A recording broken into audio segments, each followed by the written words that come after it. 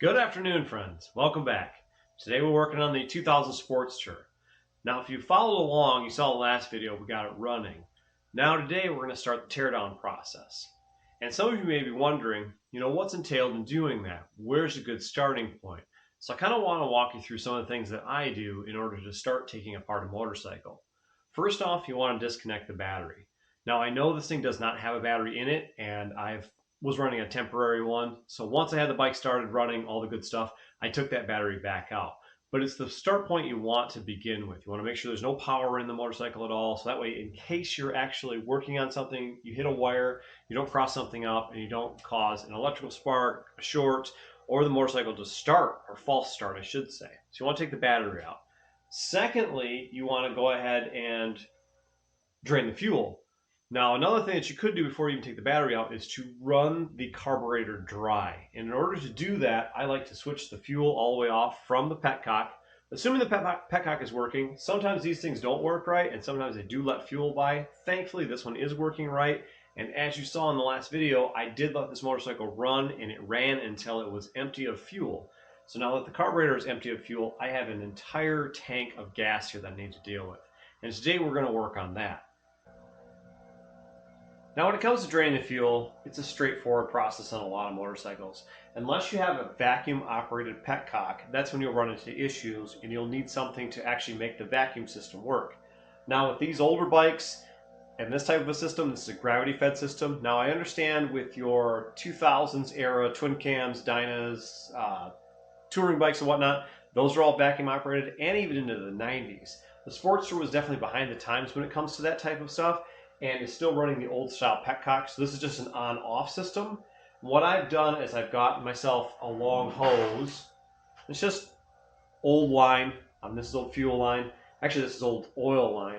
And I've just lengthened it. I know it's got a T in it, so I've blocked off my T. Now I could go ahead and lower the table here, but I'd like to be able to work on the bike while the gas is draining, and I want it at chest height so I can work on the motorcycle. Anyway, what I'm going to do is I'm going to unhook the fuel line here that runs to the carburetor. As you can see, here's your petcock running off the left-hand side of the tank. Here's your shut-off valve. We're in the off position. So I am going to unscrew this fitting right here, this hose clamp, and take off this line. When removing this line, there may be some residual fuel sitting in the line. There shouldn't be much, and you may get a little gas spillage, so you want to be prepared for that.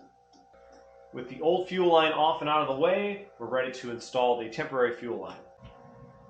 Now that I have a temporary fuel line in place and I have it tucked into my gas can, I can go ahead and flip this tube on and the gas will start draining.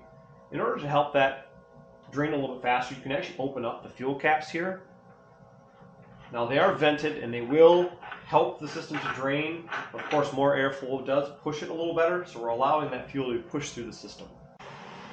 As I've already said, this gas tank was completely filled with fuel when I picked up the motorcycle. So it's full. It's going to take a little while to drain. Now you will hit a point in the petcock here where it cannot fully drain the tanks.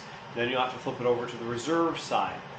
I like to run this through the regular course of the fuel system being on and then flip it over to reserve once it gets to its lowest point and then continue running the fuel out of the tanks. You won't get all the fuel because obviously there's a point that's lower than the petcock in the back of the tank here, so there will be some residual fuel to deal with at the end. Now, one of the things I'm not doing is I'm not taking the oil out of the system. I know I have an oil tank here, and I know I will have to deal with that eventually, but today I'm not going to do that. I'm going to leave the oil in the oil bag for now, and we'll get to that point eventually. Of course, with a full tank of gas, this is going to take some time, so we're going to talk for a little bit. This is a good place to start on a motorcycle, is draining the fuel, making sure the battery is out. You don't want to have any issues along the way. For me, I like to keep a clean shop. I like to keep a space where there is no fuel stored inside just in case anything happens. Obviously, I'm working indoors. I don't want to have a bunch of fuel hanging around. I don't want to have the option for a fire. Same thing with a battery. You don't want a battery hooked up where you might accidentally do something in the wiring that causes a short circuit. You want to make sure these two things are taken out. Again, we'll work on the oil later at a later time. Well, friends, that kicks this video series off. This is the start to the Sportster project. Now, if you're interested in seeing this bike come apart, you're going to want to hit that subscribe button so you can follow along. Sign up for the notifications so you can see when each video comes out, and together we'll take this thing apart. Of course, if you like this video, give it a like, give it a thumbs up. I appreciate that. And if you have any questions or comments, drop them in that comment section below. Like I said, I'm going to go through and film each process of taking this motorcycle apart. So if you want to see how each individual piece comes off, you're going to want to be a part of it. You're going to want to be subscribed. Well, friends, that's it for this one. We'll see you in the next one.